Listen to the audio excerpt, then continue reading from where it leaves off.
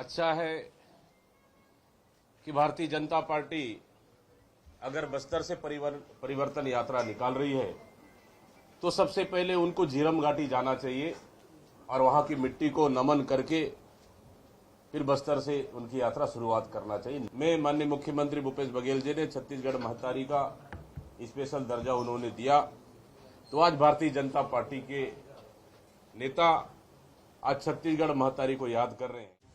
Chhattisgarh BJP की परिवर्तन यात्रा से पहले सियासत उसी तरह गरमाई जिस अंदाज में बीजेपी कांग्रेस अध्यक्ष खड़गे के दौरे से पहले नजर आई थी। बीजेपी की ही तरह कांग्रेस ने 8 सवाल पूछे और माफी मांगने की भी बात कही। प्रदेश में सत्ता वापसी की राह तलाश रही बीजेपी मंगलवार से परिवर्तन यात्रा की शुरुआत करने जा रही है। 87 विधानसभा से गुजरने वाली परिवर्तन यात्रा को केंद्रीय गृह मंत्री अमित शाह दंतेवाड़ा से हरी झंडी दिखाएंगे। शाह सबसे पहले मां दंतेश्वरी का आशीर्वाद लेंगे और फिर सभा स्थल पर पहुंचकर हुंकार भरेंगे। शाह के दौरे को लेकर एक तरफ तैयारियां जोरों पर हैं तो कांग्रेस हमलावर है। छत्तीसगढ़ महतारी की फोटो को लेकर भी सीएम भूपेश ने बीजेपी को घेरा तो प्रदेश अध्यक्ष अरुण साव ने जोरदार पलटवार किया। हमारा नकल कर रहे हैं। इसके 15 साल सरकार में रहे, कभी छत्तीसगढ़ महतारी की याद नहीं आई उनको, कभी राजगीत नहीं किए, कभी छत्तीसगढ़ के तीज त्योहार में अवकाश घोषित नहीं किया। अब मेरे अगल बगल में दोनों साहू नेता बैठे हैं, खड़े हैं। कर्मा जयंती कितनी मांग की अवकाश दे दो। आदिवासी लोग कितना बोले कि विश्व आदिवासी दिवस के दिन अवकाश घोषित कर दो। रमन सिंह के कान में जूं तक नहीं रहेगा। अब आज छत्तीसगढ़ महतारी की तस्वीर लगाए, सद्बुद्धि आई अभी, चले पीछे पीछे, वो पीछे रहेंगी। देखिए, आज कांग्रेस जनता के सवालों का जवाब नहीं दे पा रही है, जनता का सामना नहीं कर पा रही है और आज छत्तीसगढ़ की जनता परिवर्तन चाहती है क्योंकि हर वर्ग को ठगने का काम, धोखा देने का काम किया है, छत्तीसगढ़ को बदहाल बनाया है और इसलिए छत्तीसगढ़ की जनता परिवर्तन चाहती है और ये परिवर्तन की लिए यात्रा है। यात्रा को लेकर कार्यकर्ताओं में, जनता में बड़ा उत्साह है और निश्चित रूप से ये परिवर्तन यात्रा ऐतिहासिक रूप से सफल होने वाली है। जाहिर है कि बस्तर से परिवर्तन यात्रा शुरू करने के पीछे बीजेपी की बड़ी प्लानिंग है।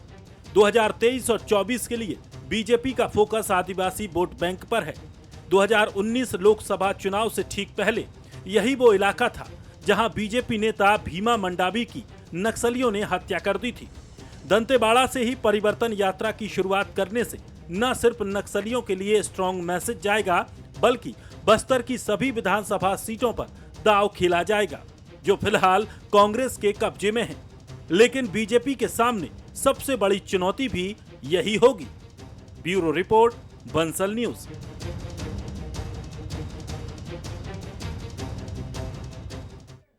नमस्कार, मैं हूं रितु सिंह और हमारा आज का मुद्दा है दंतेवाड़ा से दाव। 2023 चुनाव से पहले छत्तीसगढ़ बीजेपी 2 दशक पुराना दाव आजमा रही है। सत्ता की राह तलाश रही बीजेपी आदिवासी बाहुल्य इलाके दंतेवाड़ा से परिवर्तन यात्रा की शुरुआत करेगी, जिसका आगाज गृह मंत्री अमित शाह करेंगे।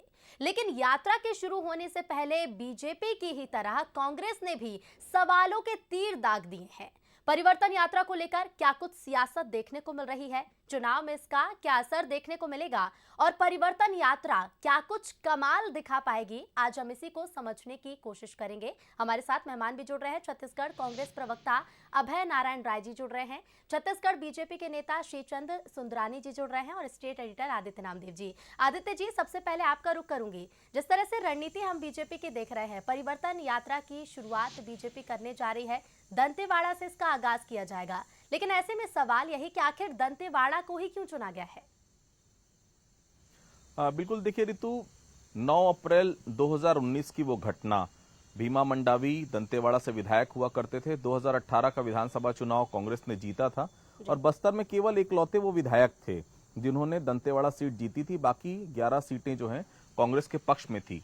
9 अप्रैल 2019 को और उसके 48 घंटे बाद लोकसभा चुनाव होना था। उस लोकसभा चुनाव के ठीक 48 घंटे पहले श्यामगिरी के पास, जो उनका निवास स्थान था, वहीं पर श्यामगिरी के पास लगभग 50 किलो से ज्यादा आईडी लगाकर उनकी गाड़ी उड़ा दी जाती है और उनका निधन हो जाता है। और उसके बाद बाई इलेक्शन होते हैं, देवती कर्मा वहां से फिर से चुनाव जीत जाती हैं। तो कुल मिलाकर देखिए भारतीय जनता पार्टी के पास बस्तर में खोने के लिए कुछ भी नहीं है। 12 की 12 सीटें कांग्रेस के पास है। और देखिए, सबसे बड़ी बात है, बस्तर की आराध्य देवी है मां दंतेश्वरी। कहा जाता है कोई भी शुभ कार्य मां दंतेश्वरी की पूजा अर्चना से किया जाता है, तो मां दंतेश्वरी की पूजा अर्चना के बाद सीधे तौर पर बस्तर से शंखनाद कर रही भारतीय जनता पार्टी विधानसभा चुनाव का। अमित शाह ही क्यों, देखिए इसके पहले भी सीआरपीएफ कैंप पर पहुंचे थे, उस जगह पर पहुंचे थे जहां पर जाने का भी रास्ता नहीं है, तेलंगाना से आपको बाई रोड आना पड़ता है, उस जगह पर गए, नक्सली मान पर गए। अब दंतेवाड़ा से शुरुआत, मतलब बहुत साफ है, 12 सीटों पर तो नजर है ही। नक्सलियों को भी खास तौर से चेतावनी है कि यहां पर भारतीय जनता पार्टी जब शासन करती थी तो क्या स्थिति थी, और ग्रामीणों को बताने के लिए कि भारतीय जनता पार्टी के शासन नहीं तो क्या स्थिति है। हालांकि देखिए, परिवर्तन हर समय परिवर्तन लाता है। अभय नारायण जी भी हैं, 2013 की परिवर्तन यात्रा उस समय बिल्कुल तय माना जा रहा था कि उस समय नंद कुमार पटेल के नेतृत्व में कांग्रेस उस समय सरकार हर हालत में बना लेती, 2018 का इंतजार करना ही नहीं पड़ता अगर वो झीरम घटना नहीं होती। तो परिवर्तन देखिए परिवर्तन लाता है। 2003 में परिवर्तन यात्रा का फायदा बीजेपी को मिला था, 2013 में परिवर्तन यात्रा का फायदा कांग्रेस को जरूर मिलता अगर झीरम की घटना नहीं होती, और फिर से 2023 में परिवर्तन यात्रा हो रही। भारतीय जनता पार्टी को कितना फायदा मिल पाएगा आने वाला वक्त बताएगा, लेकिन हाँ, परिवर्तन यात्रा जब होती है तो उसका असर आम जनता में देखने को जरूर मिलता है। ऋतु, बिल्कुल, आम जनता में असर देखने को तो मिलता ही है। अभय जी, आपसे जानना चाहूंगी, जैसा कि आदित्य जी भी अभी जिक्र कर रहे थे कि 2003 में असर दिखाई दिया, 13 में भी दिखाई देता, परिस्थितियां कुछ और थी, लेकिन 23 को लेकर परिवर्तन यात्रा जिस तरह से बीजेपी निकाल रही है, कांग्रेस इसे कैसे चैलेंज के रूप में ले रही? ये चुनाव आ गए हैं, प्रत्येक राजनीतिक दल अपने अपने हिसाब से चुनाव मैदान में उतरेंगे और जनता के बीच में जाने का बहाना ढूंढेंगे। भारतीय जनता पार्टी का जहां तक छत्तीसगढ़ में सवाल है, भूपेश बघेल के मुख्यमंत्री बनने के बाद, कांग्रेस सरकार आने के बाद, भारतीय जनता पार्टी इन 5 सालों में न तो जनता के बीच जा पाई, न कांग्रेस के किसी योजनाओं को मुद्दा बनाकर उस पर कोई कमी निकाल पाई। इस बीच उनके संगठन स्तर में भी इतने बदलाव हुए कि कहीं वो संगठन के रूप में मजबूत दिखाई नहीं दी। राष्ट्रीय पदाधिकारी बदलते रहे, यहाँ के प्रभारी बदलते रहे, अध्यक्ष उन्होंने बदला, नेता प्रतिपक्ष परिवर्तन किया। तो परिवर्तन तो 5 साल से वो लोग कर रहे हैं, और परिवर्तन यात्रा निकालने का अर्थ ये है कि जनता के बीच उनकी चर्चा होती रहे। इस परिवर्तन यात्रा में भी जनता नहीं जुड़ेगी, छत्तीसगढ़ के लोग नहीं जुड़ेंगे। भारतीय जनता पार्टी के वो कार्यकर्ता जो पार्टी को छोड़ चुके हैं, जिनको समझ में आ चुका है कि वही 15 साल के लोग जिनके कारण सरकार गई, जिन्होंने भ्रष्टाचार और कमीशन का खेल खेला, जिन्होंने छत्तीसगढ़ को लूटा, वही चेहरे फिर आएंगे टिकट लेकर। तो ये विश्वास दिलाने के लिए कि नहीं, हम परिवर्तन करेंगे, हम टिकटों में परिवर्तन करेंगे, हम उन भ्रष्ट लोगों को टिकट नहीं देंगे, वहां परिवर्तन होगा। जिस तरह हमने नेता प्रतिपक्ष बदला, जिस तरह हमने प्रदेश अध्यक्ष बदला, तो वो दिखाने के लिए निकल रहा है, लेकिन इसका कोई फायदा नहीं होगा। और जहां तक अभी आदित्य जी ने कहा कि अगर 13 की घटना नहीं होती तो परिवर्तन तय था, तो परिवर्तन यात्रा से वो याद ताजा होगी। जिस तरह रमन सिंह सरकार ने हमारी परिवर्तन यात्रा को सुरक्षा नहीं दिया, हमारे इतने लोग शहीद हुए, जो खूनी खेल खेला गया, वो जनता को फिर याद आएगा और फिर वही रमन सिंह और भारतीय जनता पार्टी दोषी माने जाएंगे। और ये परिवर्तन दिखेगा 2024 में, जब 11 के 11 सांसद कांग्रेस के बनेंगे, इनके 9 सांसद भी नहीं रह जाएंगे, क्योंकि हमने बस्तर का विकास किया है, हमने बस्तर के लोगों का स्वाभिमान वापस किया है, हमने बस्तर को नक्सल मुक्त करने की पूरी कोशिश की है, हमने बस्तर को कुपोषण मुक्त किया है, हमने बस्तर के उन स्कूलों को खोला है जिन 300 स्कूलों को रमन सिंह बिल्कुल। अभय जी, देखिए फिलहाल तो बस्तर में कांग्रेस मजबूत स्थिति में दिखाई देती है। सुंदरानी जी, आपके पास आ रही हूँ। फिलहाल जो स्थिति हम देखते हैं, जो रिजल्ट 2018 के रहे, बस्तर में कांग्रेस अभी मजबूत स्थिति में है। ऐसे में बीजेपी के लिए थोड़ा चैलेंजिंग तो होगा ही कि 12 के 12 सीटों पर आपको जीत हासिल करना, क्योंकि पहले से कांग्रेस पर जनता विश्वास जता चुकी है। परिवर्तन यात्रा की शुरुआत आप दंतेवाड़ा से करने जा रहे हैं, क्या आपको नहीं लगता थोड़ा ज्यादा चैलेंजिंग होने वाला है बस्तर? देखिए रितु जी, बिल्कुल चैलेंजिंग नहीं होने वाला है। जहां तक 2003 की परिवर्तन यात्रा हमने निकाली थी, मैं आदित्य जी की इस बात से सहमत हूं कि परिवर्तन यात्रा जब निकलती है तो परिणाम भी देती है और परिवर्तन होके रहता है। 2003 में हमने 3 परिवर्तन यात्रा निकाली थी। एक स्वर्गीय दिलीप सिंह जूदेव जी के नेतृत्व में, डॉक्टर रमन सिंह जी के नेतृत्व में और वर्तमान में महाराष्ट्र के राज्यपाल रमेश बैस जी के नेतृत्व में जी। और निश्चित रूप से बदलाव हुआ और भारतीय जनता पार्टी की सरकार बनी। बस्तर भी जीते, सरगुजा भी जीते। इस बार हमारी 2 परिवर्तन यात्रा निकाल रही है, एक बस्तर से, एक सरगुजा से। पौने 5 साल में जिस प्रकार जनता की आंखों में धूल झोंकने का काम कांग्रेस पार्टी ने किया है, वादे नहीं निभाए, 36 के 36 वादे अधूरे रह गए। कोई वादे में थोड़ा बहुत काम हुआ भी होगा, लेकिन जनता को के पाले में कुछ भी नहीं पड़ा। जनता को ठगने का काम इस भूपेश बघेल जी की सरकार ने किया है। शराबबंदी की बात करें तो शराबबंदी पे फिसड्डी साबित हुए। हम अगर प्रॉपर्टी टैक्स शहरों की बात करते हैं तो प्रॉपर्टी टैक्स आधा तो नहीं हुआ, बल्कि देवड़ा कर दिया गया और ऊपर से यूजर चार्ज लगा दिया गया। ऐसे अगर मैं 36 वादों की बात करूं तो 36 के 36 वादों पे फिसड्डी साबित होंगी। अभय नारायण जी बहुत अच्छे प्रवक्ता हैं, सज्जन व्यक्ति है, वो 6 वादे पूरे किए, ऐसा नहीं गिना सकते, मैं दावे के साथ कह सकता हूं। और ये परिवर्तन यात्रा बस्तर से निकलेगी। बस्तर की 12 सीटें भारतीय जनता पार्टी जीतेगी, 14 सीटें सरगुजा क्षेत्र में पड़ती है, 14 की 14 सीटें भारतीय जनता पार्टी तो निकलेगी और निश्चित तौर पर। 2/3 बहुमत हरी से। झंडी भी दिखा रहे हैं। और ये परिस्थितियां अब 2018 जैसी नहीं है अभय जी। 2018 की जो स्थिति थी अब वो स्थिति नहीं है। 2018 में स्थितियां बहुत अलग थी और 2019 में भी लोकसभा चुनाव हुआ, फिर भी कांग्रेस के पक्ष में ही पूरी 9 की 9 सीटें जो हैं वो भारतीय जनता पार्टी के पक्ष में गई, लेकिन बस्तर फिर भी कांग्रेस के साथ ही खड़ा था। अब धर्मांतरण का मुद्दा है। अब जिस तरह से वहां पर लगातार पेशा कानून आपने बनाया, पेशा कानून में ग्राम सभाओं को आपने कोई परमिशन, केवल ये कहा है कि उनसे अनुमति ली जाएगी, उनसे पूछा जाएगा, मैंडेटरी नहीं रखा ग्राम सभा को, मतलब पेशा कानून भी अधूरा है। धर्मांतरण की आग अलग जल रही, कई विधायकों के खिलाफ असंतोष है। भाई आपके पास तो खोने के लिए बहुत कुछ है अभय जी, बीजेपी के पास तो कुछ नहीं है। आप ही के सर्वे कहते हैं कि 5 से 6 सीटें अभी से आपके हाथ से निकलती हुई नजर आ रही है। तो फिर अगर बस्तर और सरगुजा से ही सीटें निकल जाएगी अभय जी, तो सरकार बनेगी कहां से? क्या बीजेपी वाकई में परिवर्तन कर देगी 2023 में? आदित्य जी, बस्तर की एक भी सीट हमारे हाथ से बाहर नहीं जाएगी। एक सीट जो देवती कर्मा जी वाली सीट थी वो चली गई थी, वो फिर वापस आ गई है। उसके बाद भानु प्रतापपुर में चुनाव हुआ, हम बरकरार रहे। लोकसभा के चुनाव हुए, कांकेर में हम बहुत थोड़े मतों से हार गए और बस्तर तो हम जीते हैं। दीपक बैच जी हमारे सांसद भी हैं, प्रदेश के अध्यक्ष भी हैं। और बस्तर में पेशा कानून लागू हुआ, हमने पेशा कानून का बात नहीं किया, उसे लागू किया। आज बस्तर के आदिवासी अपना फैसला खुद कर रहे हैं, अपना फैसला खुद कर रहे हैं। हमने टाटा से जमीन लेकर लोगों को वापस की, 1700 आदिवासियों को।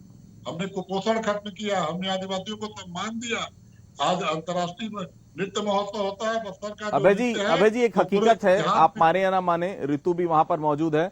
आज एक किसी की मृत्यु हो जाती है, किसी ईसाई परिवार में जो पहले आदिवासी रहा वो कन्वर्ट हो जाता है, क्रिश्चियन बन जाता है, प्रशासन को 4-4 दिन लग जाते हैं उस बॉडी को वापस कहीं न कहीं स्थान दिलाने में। ये स्थिति है बस्तर की। नारायणपुर एसपी मार खाते हैं आदिवासियों के साथ, आपको याद होगा बहुत बुरी स्थिति हुई थी धर्मांतरण की। ये धर्मांतरण के चलते कहीं ना कहीं जो भी कारण हो, जिसमें बीजेपी दोषी हो, कोई और दोषी हो, लेकिन धर्मांतरण के कारण बस्तर जल रहा है अभय जी। वो स्थितियां बहुत तेजी के साथ बदल रही हैं। क्या कोई बस्तर को लेकर विशेष प्लानिंग है कांग्रेस की? क्योंकि जो स्थिति बन रही है अभय जी, उसमें तो बड़ा नुकसान होता हुआ कांग्रेस को फिलहाल नजर आ रहा है बस्तर में। देखिए, भारतीय जनता पार्टी के पास विकास का कोई मुद्दा नहीं है, वो धर्मांतरण को मुद्दा बना रही है। धर्मांतरण 15 साल में हुए, चर्च सर्वाधिक 15 साल में बने, और आज आदिवासियों से लड़ाने का काम इस पार्टी का। झंडे का रंग दोहरा नहीं है, इस पार्टी का चरित्र ही दोहरा है। आदिवासी को आदिवासी के सामने खड़ा करो, यही काम है। तो बस्तर में ऐसी कोई बात नहीं है। ये मीडिया में जरूर प्रयास भारतीय जनता पार्टी कर रही है और भारतीय जनता पार्टी का प्रयास सफल नहीं होगा। आदिवासी एक थे, एक हैं और एक रहेंगे। और रही बात एसपी के मार खाने की, आप बात कह रहे हैं, हमारा संवेदनशील प्रशासन है। एसपी पुलिस किसी को भी पब्लिक पे लाठीचार्ज करने का, उनके ऊपर करने का हक नहीं है। सरकार की तरफ से आदेश है कि मामले को गंभीरता से सुलझाइए। 4 दिन इसलिए लगते हैं कि हम लोगों से बातचीत करके उसका रास्ता निकालते हैं, प्रशासनिक अकड़ नहीं दिखाते। हम लाठीचार्ज कांग्रेस भवन में घुस के नहीं करवाते, जो भारतीय जनता पार्टी के रमन सिंह सरकार में होता था। और बस्तर के आदिवासी अपना अधिकार जान गए हैं, अब जीना जान गए हैं। वहां के वनोपज समर्थन मूल्य पे खरीदे जा रहे हैं और बस्तर बहुत सम्मान से जी रहा है।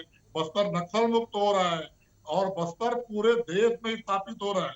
आज जो हमारे पर्यटक आते हैं खुलेआम जी। बस्तर जा रहे हैं और आ रहे हैं। सुंदरानी साहब, जो पूछते थे सुंदरानी कि साहब, नक्सली कहाँ मिलेंगे, अभय वो जी तो चित्रकूट बोल रहे हैं जाते बस्तर हैं, में जी, बहुत जी, सॉलिड दंतेवाड़ा स्थिति में जाते हैं। कांग्रेस। बस्तर में तो भाजपा के पास कोई बड़ा चेहरा भी नहीं, केदार कश्यप थे वो चुनाव हार चुके हैं, दिनेश कश्यप हैं उनको कोई पूछता नहीं, पिछला लोकसभा चुनाव वो भी हार गए, लता उसेंडी थी वो लगातार चुनाव हार रही है। बस्तर में बड़ा चेहरा है कौन सा सुंदरानी साहब जिसके बदौलत 12 की 12 सीटें जीतने का आप दावा कर रहे हैं? क्योंकि बस्तर, इसमें कोई दो राय नहीं है, तेंदुपत्ता का जिस प्रकार से बोनस और जिस प्रकार से खरीदी बढ़ाई गई है वन उपज की, उसमें बड़ा फायदा आदिवासियों को हुआ है। एक बात बहुत साफ है, नक्सल घटनाओं में भी बेतहाशा कमी आई है। ऐसे कौन से बिंदु है सुंदरानी साहब जो आदिवासियों के बीच में लेकर आएंगे? केवल यात्रा निकाल देने से या बस में परिवर्तन यात्रा लिख देने से क्या बस्तर में परिवर्तन हो पाएगा क्या सुंदरानी साहब? देखिए आदित्य जी, अभय नारायण जी बिलासपुर में रहते हैं, बस्तर वो कभी गए नहीं है। वो अपनी पार्टी की साख बचाने के लिए वो कुछ भी बोल दें। बस्तर में मेरी बेटी की बस्तर शादी हुई में जगदलपुर 15 में। साल और मैं डॉक्टर जगदलपुर रमन हमेशा सिंह जी जाता की हूँ। सरकार ने काम किए। जगदलपुर आज में मेरी बेटी की प्रधानमंत्री शादी हुई जी है, ने मैं वहीं 9 जाता साल हूँ। में आदिवासियों को रूप से जाता हूँ, संरक्षण देने पारिवारिक का रूप से भी काम जाता किया। हूँ। आदिवासियों के सम्मान और स्वाभिमान की रक्षा की। और 15 साल डॉक्टर रमन सिंह जी की सरकार ने जो सड़कों का जाल बिछाया, जो विकास के काम किए, जो स्कूल बनवाए, आज ये कितने भी दावे कर लें, भारतीय जनता पार्टी ने जो स्ट्रक्चर बनाया था उसी पे ये काम कर रहे हैं। इन्होंने नया कोई वहां पे कोई काम नहीं किया। निश्चित रूप से भारतीय जनता पार्टी ने, चाहे वो सुंदरानी साहब, कृषि का फेक क्षेत्र हो, एनकाउंटर की लिस्ट इतनी बड़ी है भारतीय जनता पार्टी के लिए कि आदिवासी आज भी नहीं भूला है।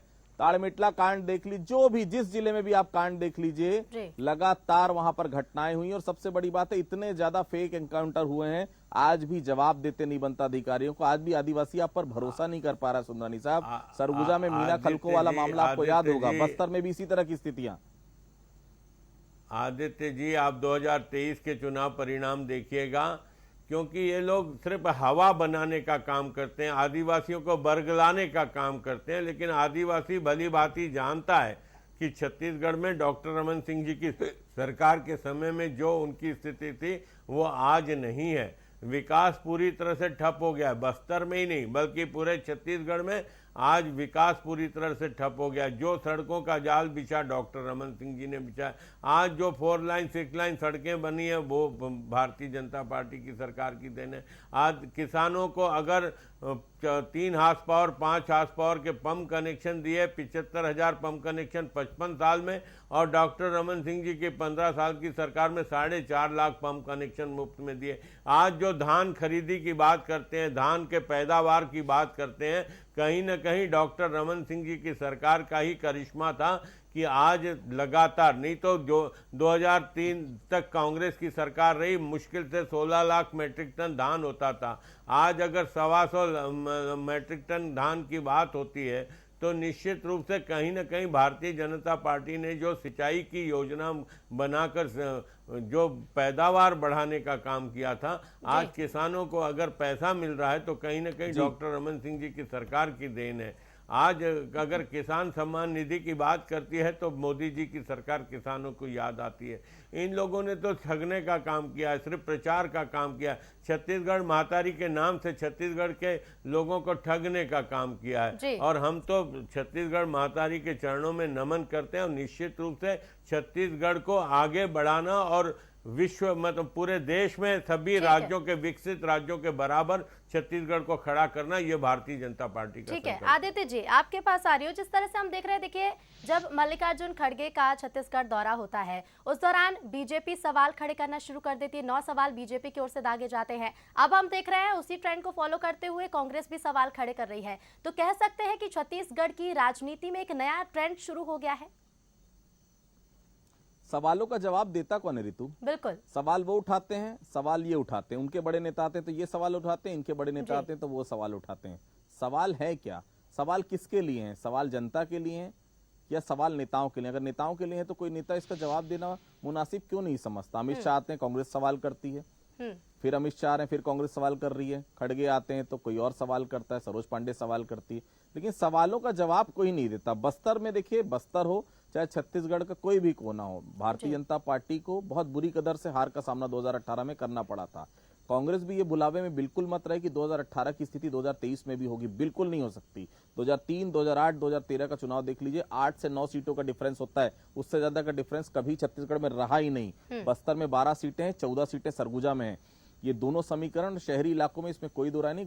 गांव में बहुत अच्छा काम किया आपने, किसानों का निश्चित तौर पर प्रतिसाद आपको लगातार मिल रहा है, 5 आप उपचुनाव भी जीत गए। लेकिन 2023 का चुनाव दोनों ही पार्टियों के लिए बहुत टफ रहेगा। पहली बार के जितने विधायक हैं कांग्रेस के, 60% की स्थिति क्या है अभय जी बहुत अच्छे से जानते हैं, सुनानी साहब भी जानते हैं। पहला चुनाव जीतना कितना आसान है और दूसरा चुनाव जीतना उतना ही कठिन है। लेकिन उसके बाद भी बस्तर से अगर परिवर्तन यात्रा निकल रही है, कांग्रेस उस पर निशाना साध रही है, पॉलिटिकल माइलेज लेने की दोनों कोशिश कर रहे हैं, करें, लेकिन बस्तर की जनता की भी सोच लें। आज भी बस्तर विकास में कहीं खो सा गया है। आपने बड़ा वादा किया था भाई जी, याद होगा, एक बड़ा बांध का प्रोजेक्ट शुरू करने के लिए रमन सिंह ने कहा था विधानसभा के भीतर, सरकार अगर इसका डीपीआर भी बना ले तो मैं राजनीति छोड़ दूंगा। आज तक आपने उसका डीपीआर नहीं बनाया। बोध घाट परियोजना अगर आपको याद होगी, तो आप परियोजना वही बनाइए जो आदिवासियों के लिए फिजिबल हो। आज तक वो परियोजना चालू नहीं हो पाई। और भारतीय जनता पार्टी के लिए भी, टाटा के लिए जिस प्रकार से संयंत्र आपने चालू कराने के लिए जमीनें ली और जमीन का आप उपयोग भी नहीं कर पाए, वापस भी नहीं किया आदिवासियों को, उसका बड़ा नुकसान आपको झेलना पड़ा। इसीलिए बस्तर की 12 सीटें आपके हाथ से चलेगी। बस्तरिया बहुत शांत है, बहुत आदिवासी, बहुत ईमानदार होता है, बहुत सच्चा होता है, उसको उसके हिसाब से विकास करने दीजिए, उसको उसके जंगल को उसके साथ रहने दीजिए, उसका विकास आप कराइए, वो आपका साथ देगा। लेकिन मेरे को लगता है दोनों ही पार्टियां, ऋतु, यहाँ पर केवल वो उसके लिए राजनीति करना चाहता है, वो उसकी कमियां, वो उसकी कमियां, जनता के लिए सोचता हुआ फिलहाल कोई नजर नहीं आ रहा। बिल्कुल आदित्य जी, देखिए मुद्दे कई हैं आदिवासियों के, और आदिवासियों का जो मांग है, आदिवासियों की मांग है कि उन मुद्दों से, उन समस्याओं से उनको राहत मिले। हालांकि राजनीतिक समीकरण कुछ और कहते हैं। अब ऐसे में जो दोनों दलों की रणनीतियां हैं वो कितनी काम आने वाली है, समय के साथ ही पता चलेगा। फिलहाल आप तीनों का ही शुक्रिया इस चर्चा में भाग लेने के लिए, हमसे जुड़ने के लिए। तो परिवर्तन यात्रा बीजेपी शुरू करने जा रही है, लेकिन इस परिवर्तन यात्रा का परिवर्तन छत्तीसगढ़ में कितना दिखाई देगा और कितना फायदा पार्टी को इससे मिलेगा, ये देखना होगा। चलिए इसी के साथ आज का मुद्दा में फिलहाल इतना ही। देखते रहिए बंसल न्यूज। नमस्कार।